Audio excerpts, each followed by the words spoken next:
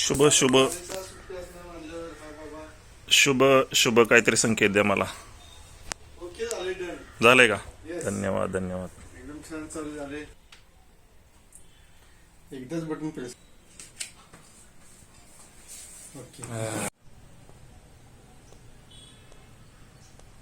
Finally आपला computer चालू झालेला आहे व्यवस्थित. आणि मी कम्प्युटर दिलेला तो म्हणजे कोरेगावमध्ये. जर तुम्ही कोरेगावमध्ये असाल नाही का, स्थायिक वगैरे असाल, किंवा तुम्ही जर इथून कुठून कम्प्युटर वगैरे घेतले असते, हा दुकानाचं नाव माहीत नाही असं होणार नाही, तरी पण मी सांगतो ग्लोबल कम्प्युटर्स म्हणून आहे. शहा डॉक्टरच्या दवाखान्यापासून नर्सिंग पूजा नर्सिंग होम, जसं की मी रस्त्यानं मग दाखवलं. जिल्हा मध्यवर्ती बँकेच्या मागणी एक रस्ता आहे, तिथून आला की तुम्हाला हे शॉप दिसेल. की मी इथं तिथं न नेता डायरेक्टली यांच्याकडे दिलेलं आणि खूप कमी किमतीमध्ये माझ्या सगळ्या गोष्टी झालेल्या आहेत. तुम्हाला अगदी माऊस पॅडपासून ते अगदी गेमिंग PC पर्यंत तुम्हाला सगळ्या गोष्टी इथं भेटून जातील. पण माझा SMPS गेला त्यावेळेस पहिलं तर मला धाकधूक होती की नक्की काय झालं आणि काय नाही, परंतु इथं आल्यानंतर त्यांनी जरा मला भरोसा दिला की बघूया आपण काय होतंय नक्की. कोणत्याही व्यक्तीला गेल्या जर डायरेक्ट सांगितलं की असं काय गोष्ट झाली मोठी, तर तो निम्मा अर्धा पहिला तर भेटतो. परंतु मला इथं आल्यानंतर सरांनी पहिल्यांदा सांगितलं की आपण बाबा चेक करूया. 3-4 दिवसात गेले आणि 3-4 दिवसाचा मला रिझल्ट असा भेटला की माझा PC वगैरे सगळं व्यवस्थित चालू झाला. नक्की कशामुळे काय झालं हे तुम्हाला सर सांगतील. सर कशामुळे झालं हे नक्की?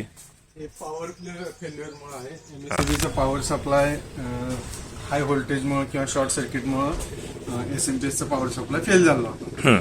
SMPS गेमिंग SMPS कॉस्टली असतात, त्यामुळं पहिला प्रेफरन्स असतो की ते रिपेअर केलंच बरं पडेल, कारण गेमिंग आल्याच्या नंतर सर 4,000 पासून पुढे असतं गेमिंग SMPS. तर तो आपण रिपेअरचा ट्राय केलाय आणि तो आता रिपेअर झालेला आहे आणि आता एकदम परफेक्ट वर्किंग आहे.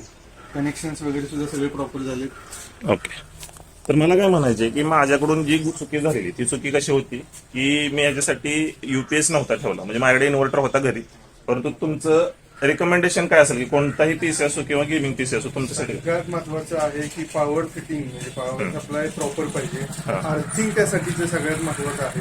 तर हाय व्होल्टेजला प्रोटेक्शनसाठी अर्थिंग महत्वाचं आहे. आणि तिसरी गोष्ट इन्व्हर्टर किंवा UPS. इन्व्हर्टर UPS असल्यानंतर कसं तुमचं ऑटोमॅटिकली प्रोटेक्ट होतं.